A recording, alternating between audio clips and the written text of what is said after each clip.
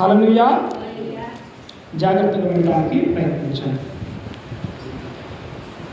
దేవుడు ఇశ్రాయేల్ ప్రజల్ని ఏర్పరచుకున్నాడు. ఇశ్రాయేల్ ప్రజల్ని ఏర్పరచుకొని ఐగుప్తులో నుండి వారిని కానానులోకి నడిపించడానికి దేవుడు సిద్ధపడ్డాడు. 60 లక్షల మంది ఇశ్రాయేల్ ప్రజలు ఐగుప్తులో నుండి బయలుదేరారు. మోషే నాయకత్వంలోని ఐగుప్తులో నుండి ఇశ్రాయేల్ ప్రజలు బయలుదేరినప్పుడు వారు కాదేషు అరణ్యము దగ్గరకు వచ్చారు. కాదేషు అరణ్యము దగ్గరికి వచ్చినప్పుడు దేవుడు మోషేతోటి ఒక మాట చెప్పాడు. ఏమని చెప్పాడంటే, నేను మీకు ఇవ్వబోతూ ఉన్నటువంటి దేశాన్ని మీరు ముందుగానే చూచి రావాలి. హల్లెలూయా. ఇవ్వబోతూ ఉన్నటువంటి దేశాన్ని మీరు చూచి రావాలి కనుక నువ్వేం చేస్తావంటే, గోత్రానికి ఒకళ్ళ చొప్పున, హల్లెలూయా, గోత్రానికి ఒకళ్ళ చొప్పున 12 గోత్రాలలో నుంచి ఒక్కొక్కరిని, అంటే మొదటగా పుట్టినటువంటి వారిని, ప్రథమ సంతానం మొదటగా ఉన్నటువంటి వారిని 12 గోత్రాల్లో నుంచి 12 మందిని నీవు కానాను దేశము పంపించాలి. కానాను దేశము పంపించిన తర్వాత అక్కడ ఏ విధమైనటువంటి పరిస్థితులు ఉన్నాయి, ఏ విధమైనటువంటి స్థితిగతులు ఉన్నాయి, ఆ జనులు ఏ విధంగా ఉన్నారు, ఆ జనులు ఎటువంటి పరిస్థితుల్లో ఉన్నారు, వారు ఏ విధంగా జీవిస్తూ ఉన్నారు, ఏ విధంగా వారి యొక్క జీవనము అనేటువంటిది ఉన్నది, ఇవన్నీ కూడా చూసి రమ్మని నీవు పంపించాలి అని మోషేతోటి చెప్తాడు. మోషే 12 మందిని ఆయన కానాను దేశానికి పంపించడానికి సిద్ధపడ్డాడు. కానాను దేశానికి వెళ్ళే ముందు మోషే వారితో కొన్ని మాటలు మాట్లాడుతూ ఉన్నాడు. అవి మనం చూద్దాం. 13వ అధ్యాయము 17వ వచనాన్ని మనం చదువుకుందాం.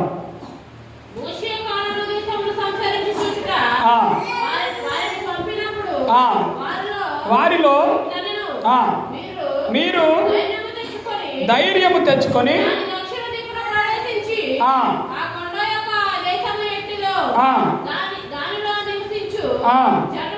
జనులు బలము గలదో బలము లేనిదో, కొంచెమైనదో విస్తారమైనదో, వారు నివసించు భూమి ఎట్టిదో అది మంచిదో, వారు నివసించు ఎట్టివో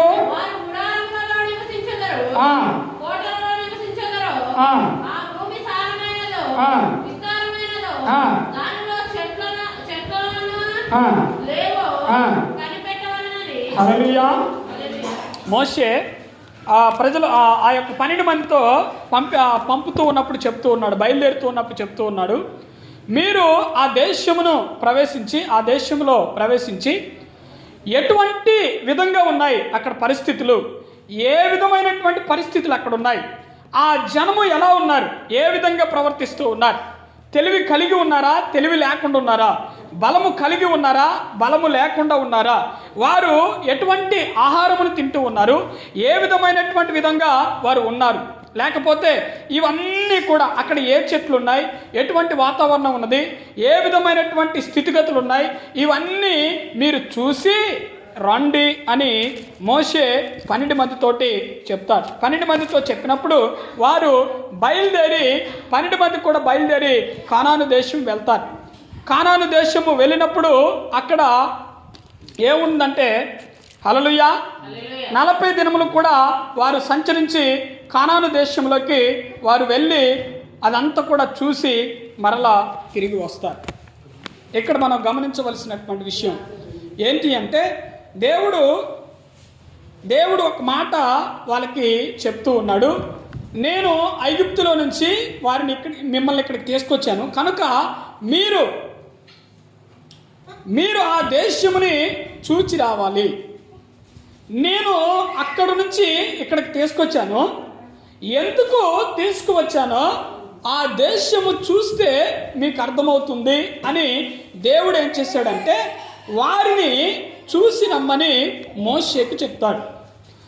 అయితే మోషే 12 మందిని పంపిస్తాడు. 12 మంది పంపిస్తే వాళ్ళకన్నీ కూడా తెలివితేటలన్నీ కూడా చెప్పి ఆ 12 మందిని కూడా పంపిస్తారు. కానీ 12 మందిని పంపించినప్పుడు కేవలం అందులో ఉన్నటువంటి 10 మంది, కేవలం 10 మంది మాత్రం ఏం చేశారంటే అబద్ధపు సాక్ష్యాన్ని తీసుకొస్తారు. హల్లెలూయా. అబద్ధపు సాక్ష్యాలని వారు తీసుకొస్తారు. కేవలం 2 మాత్రమే సరైనటువంటి దేశం అంటే ఏ విధంగా ఉంది, వారు ఏ విధంగా ఉన్నారు, అక్కడ పండ్లు ఏ విధంగా ఉన్నాయి, అక్కడ చెట్లు ఏ విధంగా ఉన్నాయి, అక్కడ మనుషులు ఏ విధంగా ఉన్నారు, అక్కడ వారి యొక్క ఇండ్లు ఏ విధంగా ఉన్నాయి, ఇటువంటివన్నీ కూడా కేవలం చూసినట్లుగా ఎవరు చెప్తారంటే కేవలం యెహోషువ అలాగే కాలేబు మాత్రమే, 2 మాత్రమే చెప్తారు. చూద్దాం ఒకసారి మనము 25వ వచనం నుంచి ఒకసారి మనం చదువుకుందాం. వారు 40 దినములు ఆ దేశమును సంచరించి చూచి తిరిగి వచ్చారు. 40 దినములు కూడా వారు ఆ దేశంలో ఉండి, కనాను దేశంలో ఉండి అక్కడ సంచరించి మొత్తం కూడా చూసి వచ్చారు.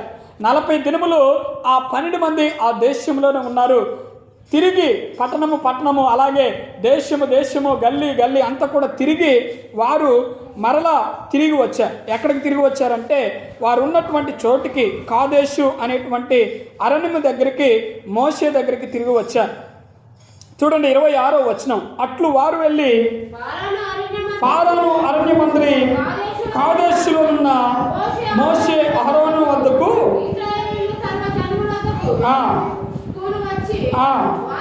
వారికి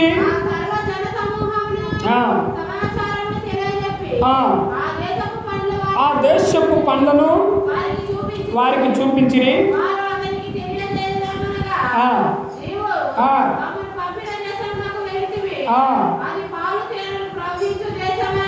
హల్లెలూయా.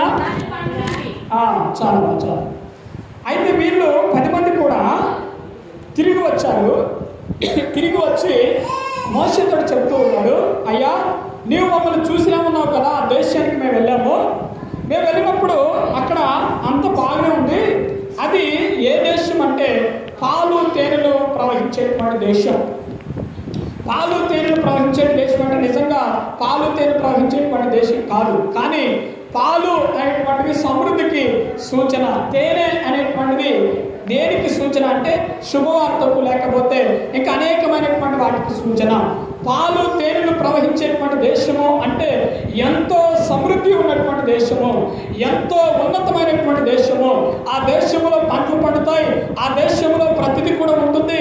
ఆ దేశంలో ఉన్నటువంటి పండ్లు కానీ ఫలాలు కానీ ఎంతో ఉన్నతమైనటువంటివి, శ్రేష్టమైనటువంటివి. అక్కడ ఉన్నటువంటివి ఇంకా ఎక్కడ కూడా ఈ ప్రపంచంలో దొరకవు అనేటువంటి అర్థం వస్తుంది. పాలు తేనెలు ప్రవహించేటువంటి దేశము అంటే.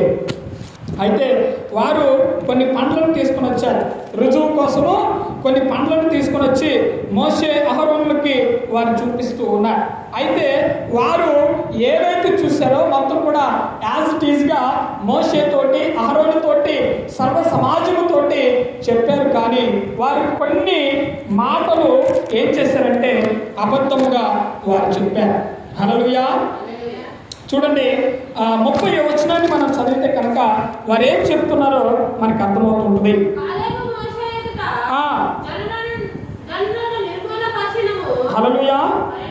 28వ వచనం.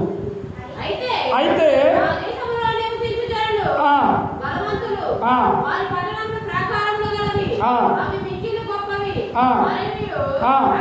అక్కడ అనాకీలను చూచితిమి, అమాలేకీయులు దక్షిణ దేశంలో నివసించుచున్నారు, హిత్తీలు, యోబుసీలు, అమోరీలు కొండల దేశంలో నివసించుచున్నారు, కానానీయులు సముద్రము వద్దను యోర్దాను నది ప్రాంతములలో నివసించుచున్నారని చెప్పి కాలేబు మోషే ఎదుట జనులను నెమ్మదిపరిచి మనము నిశ్చయముగా వెళ్ళుదము, దాన్ని స్వాధీనపరచుకుందము, దాన్ని జయించుటకు మన శక్తి చాలును. హల్లెలూయా. అక్కడ మరలా మనం ఆ 26వ వచనం కనుక మనం చదివితే 28వ వచనం మనకు అర్థమవుతుంది. అక్కడ చూడండి. అట్లు వారు వెళ్ళి పారాను అరణ్యమందలి కాదేశులో ఉన్న మోషే అహరోను వద్దకు ఇశ్రాయేలు సర్వ సమాజం వద్దకు వచ్చి వారిని ఆ సమాజమును సమాచారము తెలియచెప్పి ఆ దేశపు పండ్లను వారికి చూపించిరి. వారు అతనికి తెలియజేసినది ఏమనగా, నీవు మమ్మల్ని పంపిన దేశము వెళితిమి, అది పాలు తేనెలు ప్రవహించు దేశము. ఆ దేశంలో జనులు బలవంతులు, వారి పట్టణములు బలమైన ప్రాకారము. హల్లెలూయా. చూడండి, వీళ్ళు వెళ్ళారు. వెళ్ళిన తర్వాత అంత కూడా ఎలా ఉందంటే శ్రేష్టమైనటువంటి విధంగా ఉంది. అంత కూడా బలము కలిగినటువంటి అక్కడ ప్రజలు ఉన్నారు. అలాగే బలము కలిగినటువంటి ఇండ్లు ఉన్నాయి. అలాగే సారమైనటువంటి నేల, అది ఎంతో బలము అయినటువంటి నేల, అంటే పంటలు పండేటువంటి నేల, అది ఎంతో మంచి దేశము అని అక్కడ అందరికీ కూడా కాలేబు తెలియజేస్తూ ఉంటారు. హల్లెలూయా.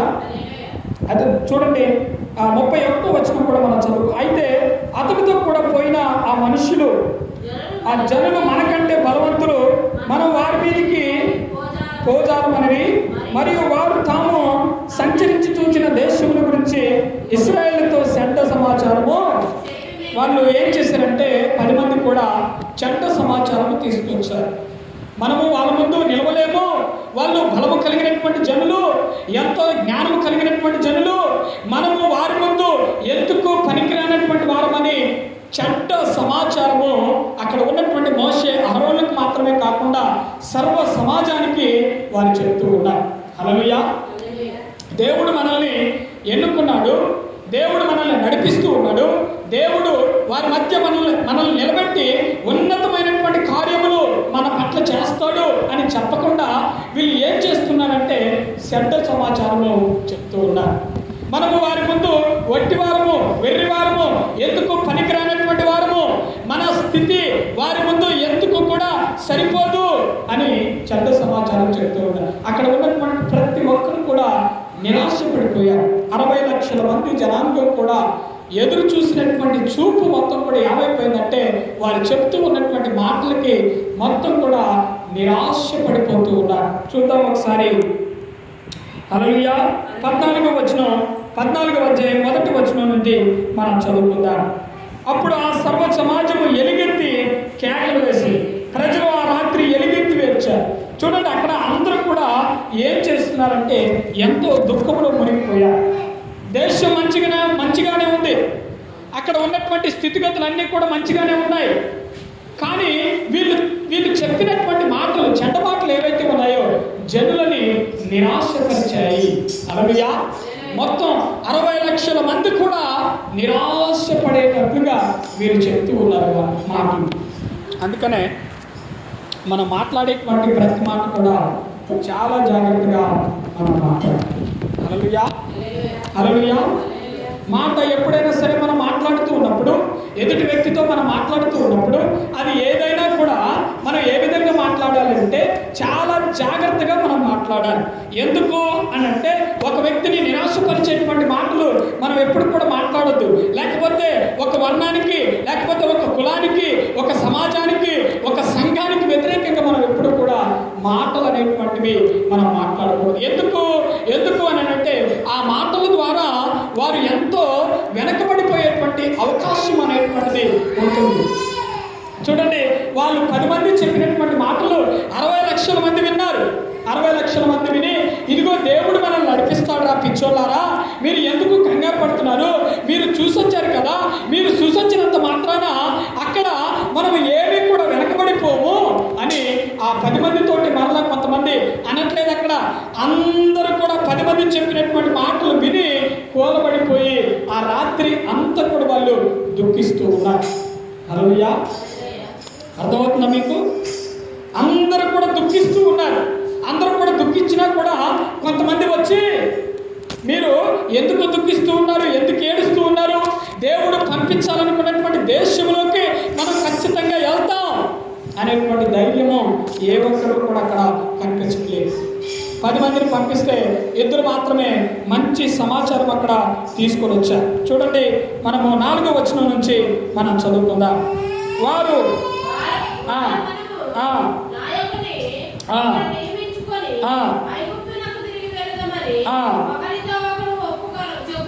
చెప్పుకొనగా మోషే అహరోనులు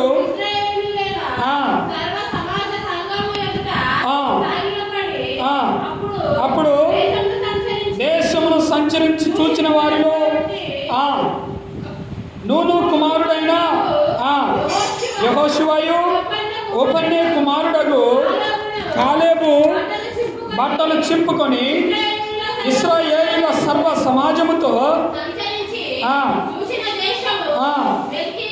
మిక్కిలి యెహోవా మనయందు ఆనందించిన ఎడల ఆ దేశంలో మనము చేర్చి మనకిచ్చును. అది పాలు తేనెలు ప్రవహించు దేశము.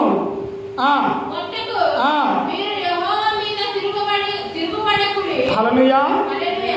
అక్కడ వారిద్దరు కూడా యెహోషువను అలాగే యెఫున్నె కుమారుడైనటువంటి కాలేబును ఇద్దరు కూడా చెప్తూ ఉన్నారు. ఏమని చెప్తున్నారంటే, వీళ్ళు చెప్పినట్లుగా అలా ఏం జరగదు.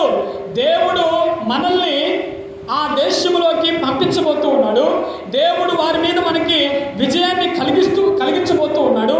కనుక మీరు అందరూ కూడా యెహోవా మీద తిరగబడద్దు.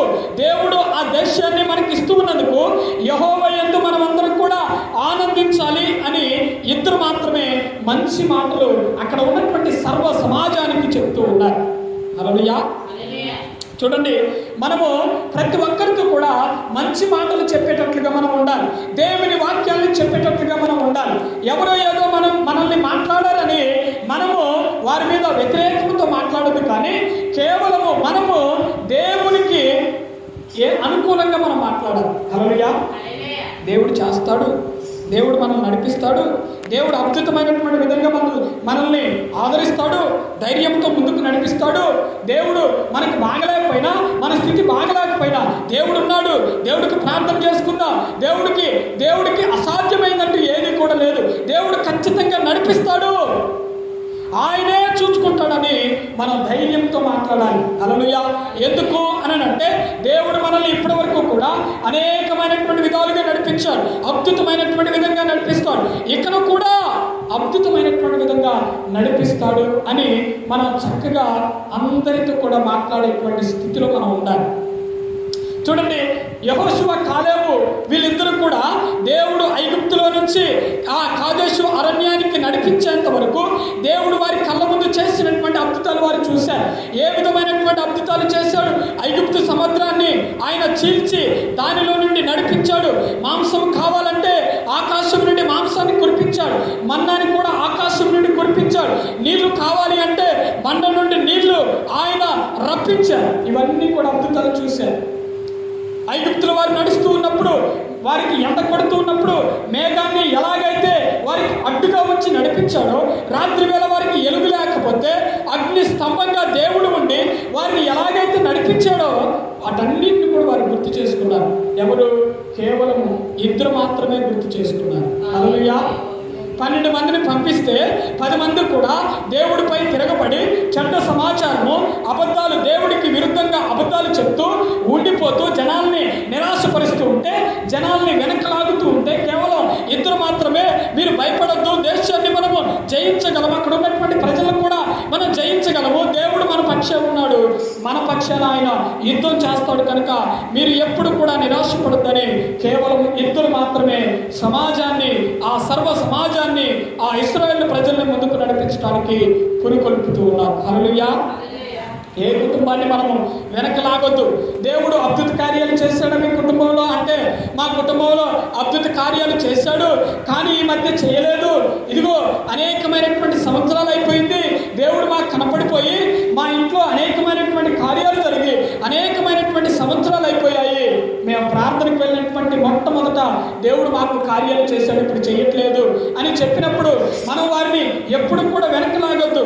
ఇదిగో మీరు ఎదురు చూడండి, వేచి చూడండి, దేవుడు ఖచ్చితంగా మీ కుటుంబాన్ని దర్శించేటువంటి కాలము ఖచ్చితంగా వస్తుంది అని ప్రతి కుటుంబాన్ని కూడా మనం ముందుకు నడిపించాలి. హల్లెలూయా. ఎప్పుడు కూడా ప్రార్థనలో మనం వెనక్కి లాగొద్దు. వారు ఏ సంఘంలోకి వెళ్ళినా, వారు ఏ ప్రార్థనకు వెళ్ళినా, ఎక్కడ దేవుని యొక్క సన్నిధికి వెళ్ళినా కూడా మనం చెప్పవలసినటువంటి మాటలు ఏంటి అంటే వారిని ముందుకు నడిపించేటువంటి మాటలే మనం చెప్పాలి తప్ప నిరాశపరిచేటువంటి మాటలు మనం చెప్పొద్దు, భయపడేటువంటి మాటలు మనం చెప్పొద్దు, గెలిచేటువంటి మాటలు మనం చెప్పాలి. హల్లెలూయా. నిలబడేటువంటి మాటలు మనం చెప్పాలి.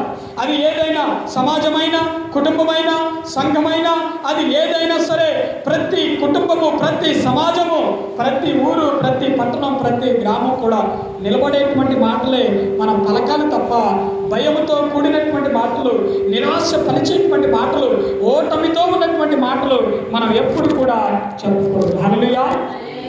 అలాగనే మనం ముందుకు నడవాలి. అక్కడ యెహోషువ, కాలేబు దేవుని పక్షాన మాట్లాడుతూ ఉన్నారు.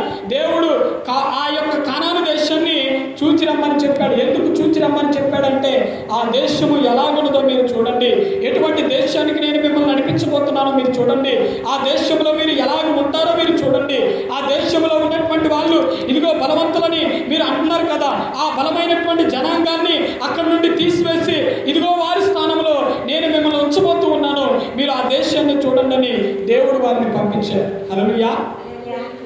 మీరు ఉన్నది ఉన్నట్టు అక్కడ చెప్తూ ఉన్నారు, కానీ చెడ్డ సమాచారం చెప్తూ ఉన్నారు. హల్లెలూయా. మనం పలకవలసినటువంటి మాట, దేవుడు ఎంత కష్టమైనా సరే మిమ్మల్ని నడిపిస్తాడు. దేవుడు ఎంత ఇరుకులో ఉన్నా కూడా, ఎంత అనారోగ్య పరిస్థితిలో ఉన్నా కూడా దేవుడు ఖచ్చితంగా మిమ్మల్ని నడిపిస్తాడు. దేవుని యందు మీరు ఆనందించాలి, దేవుని యందు మీరు నిలకడగా ఉండాలి, దేవునిలో మీరు అద్భుతమైనటువంటి విధంగా ముందుకు నడవాలి అనేటువంటి మాటలు మనం పలకాలి ప్రతి ఒక్కరి పట్ల. హల్లెలూయా. ఆ విధంగా మనం ఉన్నప్పుడు మాత్రమే దేవుడు అద్భుతమైనటువంటి విధముగా మనల్ని ముందుకు నడిపిస్తూ ఉంటారు. చూడండి, మనము 14వ అధ్యాయము 8వ వచనం నుంచి మనం చదువుకుందాం. యెహోవా మన యందు ఆ దేశంలో మనలను చేర్చి, హల్లెలూయా, మనం ఆనందించాలి దేవునిలోని. ఇదిగో మనకు కనపడుతున్నటువంటి ఎత్తైనటువంటి గోడలు చూసి మనం భయపడవద్దు, మనకు కనపడుతున్నటువంటి బలము కలిగినటువంటి జనులు చూసి మనం భయపడవద్దు. ఇప్పటి వరకు దేవుడు ఈ 40 సంవత్సరాలు ఎలాగైతే ఈ అరణ్యంలో, ఎడారి ప్రాంతంలో, ఈ కొండల మధ్య, పర్వతముల మధ్య ఎలాగైతే మనల్ని నడిపించాడో, బలము కలిగినటువంటి జనము మధ్య కూడా మనల్ని బలవంతులుగా చేసి దేవుడు మనల్ని నడిపిస్తాడు. అందుకనే మనం అందరం కూడా ఆ దేశాన్ని దేవుడు మనకి ఇస్తూ ఉన్నందుకు మనం అందరం కూడా ఆనందపడాలి, ఆనందపరచాలి ప్రతి ఒక్కరిని కూడా అని అక్కడ ఉన్నటువంటి ఇద్దరు మాత్రమే సానుకూలమైనటువంటి మాటలు చెప్తూ ఉన్నారు. హల్లెలూయా. మన ముందు అనేకమైనటువంటి పరిస్థితులు ఉంటాయి. కొంతమంది మన దగ్గరకు వచ్చి చెడ్డ మాటలు చెప్తూ ఉంటారు. అనుకూలమైనటువంటి పరిస్థితులు మనకి జరగట్లేదు, లేకపోతే వ్యతిరేకమైనటువంటి పరిస్థితులు మన కుటుంబాల మధ్య, మన బంధువుల మధ్య, మన స్నేహితుల మధ్య ఉన్నప్పుడు కొంతమంది మన దగ్గరకు వచ్చి చెడ్డ మాటలు చెప్తూ ఉంటారు. ఈ మాటల్ని మనం ఎప్పుడు కూడా నమ్మొద్దు. అర్థమవుతుందా? హల్లెలూయా. దేవుణ్ణి నమ్ముకుంటే ఏమొచ్చింది మీకు? దేవుణ్ణి నమ్ముకుంటే ఏ విధంగా మీరు బాగుపడ్డారు? దేవుణ్ణి నమ్ముకుంటే ఏమైంది మీకు? మీ స్థితి ఏమైంది? ఇదిగో మీరు ఆనాడు ప్రార్థనకు పోకముందే కదా బాగున్నారు, ఈనాడు ప్రార్థనకు పోయిన తర్వాత ఉన్నది మొత్తం కూడా అయిపోయింది, మీ దగ్గర ఏమీ లేవు, చిల్లిగా కూడా లేవు, మంచి ఆరోగ్యం లేదు, మంచి స్థితిగతులు లేవు అని కొంతమంది మీ దగ్గరకు వచ్చి చెడ్డ మాటలు చెప్తూ ఉంటారు. ఆ మాటలు మీరు ఎప్పుడు కూడా వినవద్దు. హల్లెలూయా. ఆ మాటలు ఎప్పుడు కూడా వినవద్దు. ఒకవేళ అటువంటి మాటలు మీతో పలికినప్పుడు మీరు ఏం చేయాలంటే, దేవుడు మమ్మల్ని నడిపిస్తాడు, దేవుడు మమ్మల్ని ఇదిగో ఎప్పుడు కూడా విడిచిపెట్టేటువంటి దేవుడు కాదు, విడిచేటువంటి దేవుడు కాదు ఆయన. మేము సమస్యలు అనుభవిస్తాం, శ్రమలు అనుభవిస్తాం, అనేకమైనటువంటి అనుభవిస్తాం, కానీ ఖచ్చితంగా ఒకరోజు దేవుడు నా కుటుంబాన్ని, నా యొక్క సమాజాన్ని, సంఘాన్ని దర్శిస్తాడు, వాటన్నిటిని కూడా దేవుడు తీసేస్తాడని చక్కటి మాటలు మనము చెప్పాలి. హల్లెలూయా. చక్కటి సాక్ష్యాన్ని చెప్పాలి. 12 మందిని పంపిస్తే 12 మందిలో 10 మంది చెడ్డ సమాచారం తీసుకొచ్చారు. హల్లెలూయా. తీసుకొచ్చినప్పుడు వారు ఏ ఒక్కరు కూడా 60 లక్షల మందిలో ఏ ఒక్కరు కూడా మోషే కానీ, అహరోను కానీ, మిరియాము కానీ, అక్కడ ఉన్నటువంటి కొంతమంది పెద్దలు కానీ నాయకులు కానీ 60 లక్షల మందిలో ఏ ఒక్కరు కూడా కనాను దేశానికి వెళ్ళలేదు. పాత వారిలో ఐగుప్తులో నుండి బయలుదేరి వచ్చినటువంటి వారిలో కేవలం 2 మాత్రమే కనాను దేశానికి వెళ్ళారు. వారే కాలేబు, యెహోషువ మాత్రమే. మిగతా అందరూ కూడా ఆ అరణ్యంలో చనిపోయారు, కొండల మధ్య చనిపోయారు, పర్వతముల మధ్య చనిపోయారు. అరణ్యంలో పుట్టినటువంటి వారు మాత్రమే, కేవలం అరణ్యంలో పుట్టినటువంటి ఆ క్రొత్త తరం మాత్రమే కనాను దేశానికి వెళ్ళారు తప్ప ఏ ఒక్కరు కూడా, పాత తరంలో ఉన్నటువంటి ఏ ఒక్కరు కూడా కనాను దేశానికి వెళ్ళలేదు. మోషేతో సహా కనాను దేశానికి పాత వాళ్ళు ఎవరు కూడా వెళ్ళలేదు. అందరూ కూడా క్రొత్త వాళ్ళే కనాను దేశానికి వెళ్ళారు. హల్లెలూయా. యెహోషువ, కాలేబు దేవుని తరపున నిలబడటానికి వారు నిశ్చయించుకున్నారు. వారి యొక్క సాక్ష్యం కనుక మనం చూస్తే అద్భుతమైనటువంటి సాక్ష్యాలు వారు నిలబెట్టుకున్నారు. దేవుడి తరపున మంచి సాక్ష్యం పలికారు. అలాగే మనుషుల్ని కూడా, వారి కింద ఉన్నటువంటి జనాలను కూడా అద్భుతమైనటువంటి విధముగా నిలబెట్టేటువంటి విధముగా వారు అద్భుతమైనటువంటి సాక్ష్యాన్ని, మాటల్ని అన్నింటిని కూడా వారు అనుసరించి నిలబడ్డారు. ధీటుగా నిలబడ్డారు. జనులందరికీ ధీటుగా వారు నిలబడ్డారు. వాళ్ళు భయపడలేదు, లేకపోతే వాళ్ళు అధైర్యపడలేదు, లేకపోతే వారి యొక్క హృదయాలలో గలిబిలైపోలేదు, దిగులు పడలేదు. అయ్యో మా పరిస్థితి ఇలాగైపోయిందని అందరూ కూడా కుమిలిపోతూ ఉన్నా కూడా కేవలం 2 మాత్రమే ధైర్యంతో నిలబడి దేవుడు మన పక్షాన యుద్ధం చేస్తాడని చెబుతున్నాడు. హల్లెలూయా. మన సంఘంలో కొద్దిమంది మాత్రమే ఉండొచ్చు, లేకపోతే మన సంఘము వెనకబడిపోయినటువంటి సంఘము వలె మనకు ఉండొచ్చు. మనము ఎంతమంది ఉన్నా, లేకపోతే అసలు ఉన్నా లేకపోయినా కూడా మనము ధైర్యము కలిగి మన సంఘంలో మనం ముందుకు వెళ్ళాలి. హల్లెలూయా. ధైర్యం కలిగి మనం ముందుకు వెళ్ళాలి. అలాగ నడిచినప్పుడు దేవుడు సంఘంలో ఉన్నటువంటి ప్రతి కుటుంబం పట్ల ఒక గొప్ప ప్రణాళిక ఏర్పరిచి మన సంఘాన్ని అనేక సంఘాలకి, మన కుటుంబాన్ని అనేక కుటుంబాలకి సాక్షిగా దేవుడు నిలబెడతాడు. హల్లెలూయా. దేవుడు తరపున మనం నిలబడాలి, ధీటుగా నిలబడాలి. ఎన్నో సమస్యలు వస్తాయి, ఎన్నో ఇరుకులు వస్తాయి, ఎన్నో అవమానాలు వస్తాయి, ఎన్నో నిందలు వస్తాయి, ఎన్నో మన జీవితంలో వస్తూ ఉంటాయి. అవన్నీ కూడా వాటన్నిటిని మనం అధిగమించి, వాటన్నిటిని మనం దాటుకుంటూ ముందుకు నడిచినప్పుడు దేవుడు మన జీవితంలో గొప్ప అద్భుతాలు చేయటానికి ఆయన మన ఎంతో కనికరించి, దయ చూపించి మనం నడిపిస్తూ ఉంటాం. గొప్ప ఆరోగ్యం కూడా దేవుడు మనకిస్తాడు, గొప్ప స్థితిగతులు దేవుడు మనకిస్తాడు, గొప్ప నాయకులుగా దేవుడు మన బిడ్డల్ని రూపొందిస్తాడు. ఎప్పుడంటే దేవుని పక్షాన ధీటుగా మనం నిలబడినప్పుడు మాత్రమే. ఎవరో ఆడికో పోతూ ఉన్నారు, లేకపోతే ఎవరో ఎటో వెళ్ళిపోతూ ఉన్నారు, మనం కూడా వెళ్ళిపోదాం అని వెళ్ళిపోతే కనుక ఏమవుతుందంటే దేవుని యొక్క కృపను మనం కోల్పోయేటువంటి అవకాశం. అక్కడ ఉన్నటువంటి సర్వ సమాజం మొత్తం కూడా దేవుని యొక్క కృపను కోల్పోయారు. మొత్తం 60 లక్షల మంది ఐగుప్తులో నుంచి ఏ విధంగా సంతోషంగా బయటకు వచ్చారో ఆ సంతోషం ఎవరిలో కూడా లేదు. అందరూ కూడా 60 లక్షల మంది మొత్తం కూడా ఏమైపోయారంటే కృపను కోల్పోయారు. కనాను దేశము చూడకుండా చనిపోయినటువంటి వాళ్ళు కూడా ఉన్నారు. అక్కడ వీళ్ళన్నా ఈ 10 మంది అన్నా పోయి ఆ కానాను దేశాన్ని చూసి అక్కడ ఉన్నటువంటి స్థితిగతులన్నీ కూడా చూసి వచ్చారు. కానీ ఈ 10 మంది కూడా ఆ కానాను దేశంలోకి వెళ్ళలేదు. అంటే వారి మీద దేవుని యొక్క కృప అనేటువంటిది లేదు, పోగొట్టుకున్నారు. వారు దేవుని యొక్క కృపను పోగొట్టుకున్నారు. ఏ ఒక్కరు కూడా కానాను దేశంలోకి వెళ్ళలేదు. అంటే ఏ ఒక్కరు కూడా ఆశీర్వదించబడలేదు. ఆశీర్వదించబడటానికి మనం ఏం చేయాలంటే దేవుని పక్షాన మనం నిలబడాలి. అది కష్టమైన, నష్టమైన, ఇరుకైన, ఇబ్బందులైనా, అది ఏదైనా దేవుని పక్షాన మనం నిలబడాలి. ఒక రోజు వస్తుంది, అద్భుతమైనటువంటి విధముగా దేవుడు మనల్ని ముందుకు నడిపిస్తాడు. మన దగ్గర డబ్బులు లేవు, మన దగ్గర బలం లేదు, మన దగ్గర శక్తి లేదు, మన దగ్గర అధికారం లేదు, మన దగ్గర ఏది కూడా లేదు. దీనంగా దేవుడి దగ్గర మనం చేతులు చాపుతూ ఉన్నాం. దీనంగా ఆయన దగ్గరకు వెళ్ళి మనం ఏడ్చుకుంటూ, దుఃఖించుకుంటూ, అయ్యా నాకెవరు లేరు, అయ్యా నాకు ఏదీ లేదు, నీవే నాకు దిక్కు, నీ ఒక్కడు మాత్రమే చేయగలిగినటువంటి వాడు, నీ ఒక్కడు మాత్రమే నన్ను, నా కుటుంబాన్ని నడిపించగల దేవుడు అని ఆయన దగ్గరకు వెళ్ళి దీనంగా చేతులు చాపితే కనుక ఆయన ఖచ్చితంగా మన కోసము సింహాసనం మీద నుండి లేచి మన దగ్గరికి దిగొస్తున్నాయి. హల్లెలూయా. నీకు అధికారాన్ని ఇస్తాడు, నాయకత్వాన్ని ఇస్తాడు. నీకు కావాల్సిందల్లా కూడా, నీ కోరికలన్నీ కూడా ఆయన తీర్చి నిన్ను ముందుకు నడిపిస్తాడు. ఎప్పుడంటే నీవు ఆయన పక్షాన నిలబడ్డప్పుడు మాత్రమే. హల్లెలూయా. ఆశీర్వదించబడేటువంటి విధముగా దేవుడు మనల్ని ముందుకు నడిపిస్తాడు. దేవుడు ప్రతి ఒక్కరిని కూడా వెనక లాగాలని చూడండి. ఎప్పుడు కూడా గుర్తుపెట్టుకోండి, దేవుడు ప్రతి ఒక్కరిని కూడా, ప్రతి కుటుంబాన్ని కూడా ఆశీర్వదించాలనే చూస్తాడు. కానీ ఆ ఆశీర్వాదానికి మనము అర్హత పొందుకునేటువంటి వారముగా మనం ఉండాలి. అర్హత సంపాదించుకోవాలి. ఆశీర్వాదానికి, దీవెనకి అర్హత సంపాదించుకోవాలి. కానాను దేశంలో ప్రవేశించడానికి కేవలం 2 మాత్రమే అర్హతను సంపాదించుకున్నారు. వారిద్దరి వలె మనము, మన కుటుంబాలు, మన సంఘము, మన గ్రామము ఉన్నట్టుగా మనం అందరం కూడా ప్రార్థన చేయాలి.